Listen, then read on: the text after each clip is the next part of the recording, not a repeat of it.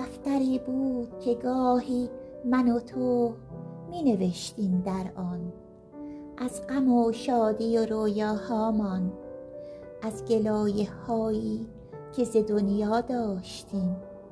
من نوشتم از تو که اگر با تو قرارم باشد، تا ابد خواب به چشم من بی خواب نخواهد آمد، که اگر دل به دلم بسپاری و اگر همسفر من گردی، من تو را خواهم برد تا فراسوی خیال، تا بدانجا که تو باشی و من و عشق و خدا.